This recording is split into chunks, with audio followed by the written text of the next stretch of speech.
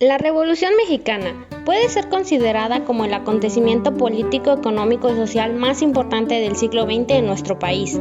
Esta se dio en el marco de un régimen político autoritario que se prolongó durante décadas, dando como resultado una enorme desigualdad social y económica. Con el paso de los tiempos, diversas personas, grupos y fuerzas organizadas comienzan a marcar las acciones y movimientos que desembocarían en el estallido de tan importante suceso. Francisco I. Madero, político y empresario opositor del presidente Porfirio Díaz, que promulgó el Plan de San Luis con el lema sufragio efectivo no reelección. Asume la presidencia de México tras la renuncia del presidente Díaz en 1911, pero es traicionado por Victoriano Huerta y asesinado el 22 de febrero de 1913 como resultado del golpe de Estado denominado de Cena Trágica. Ahora bien, ¿quién fue Francisco I. Madero? Nació en Parras, Coahuila, el 30 de octubre de 1873 en el seno de una de las familias más acaudaladas del norte del país. Realizó parte de sus estudios en Francia y Estados Unidos.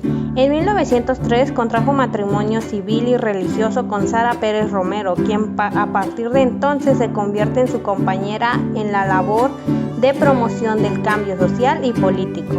En 1904 incursionó en el periodismo y la política. A mediados de 1909 inició una serie de giras que lo llevaron a recorrer gran parte del país. El 15 de abril de 1910, durante la gran convención del partido antirreeleccionista, fue nombrado candidato a la presidencia de la República. En su campaña convocó a las multitudes a su paso y convirtiéndose en un serio desafío para el gobierno de Porfirio Díaz, por lo que decidió detenerlo con el argumento de que alteraba el orden, siendo aprehendido en Monterrey el 7 de junio de 1910. Las elecciones lo llevaron a cabo mientras él estaba cautivo. Como resultado de ellas se declaró el triunfo de Porfirio Díaz para un nuevo periodo. A finales del mes, Madero fue trasladado a San Luis Potosí, donde fue puesto en libertad. Madero denunció y documentó el fraude electoral pidiendo la anulación de las elecciones. Su reclamo no fue atendido, por lo que escapó de San Luis y se dirigió a San Antonio, Texas, lugar donde el 5 de octubre de 1910 se publicó el Plan de San Luis, documento que fue distribuido de manera clandestina. En dicho plan se desconocía el gobierno de Porfirio Díaz al declarar nulas las elecciones para presidente y vicepresidente, así como para magistrados de la Suprema Corte, diputados y senadores. Además, señalaba que la vía de las urnas ya no era el camino para sustituir a Díaz, por lo que convocaba a la insurrección para hacer valer los derechos democráticos del pueblo mexicano, fijando a las 6 de la tarde del 20 de noviembre de 1910 como la fecha señalada para iniciar la revolución y prometiendo convocar un nuevo proceso electoral una vez que terminara la rebelión. En agosto fundó el Partido Constitucional Progresista, del que fue candidato a la presidencia. Su gobierno fue un ejemplo de democracia y liberaciones políticas, que trató de resolver los problemas nacionales a través de la ley de las instituciones. Solo pudo gobernar 15 meses. El gobierno de Madero enfrentó 4 rebeliones: la de Bernardo Reyes, Félix Díaz, la de Emiliano Zapata y Pascual Orozco. El gobierno de Madero no pudo consolidarse y enfrentó una 5ª rebelión de un sector del Ejército Federal.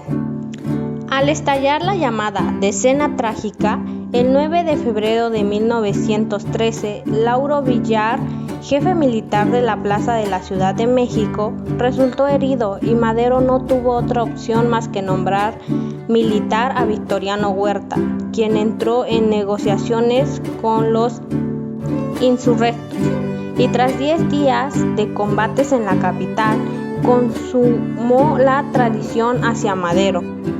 El 18 de febrero, en el Palacio Nacional, Madero y su vicepresidente José María Pino Suárez fueron apresionados, aislados y obligados a firmar su renuncia, mientras que Huerta asumía la presidencia.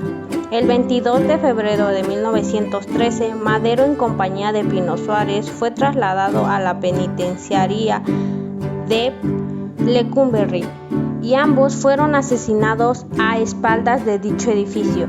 La muerte de Madero, al apóstol de la democracia, originó una segunda etapa de la Revolución Mexicana que buscaba recuperar sus ideales y culminar la obra iniciada por él.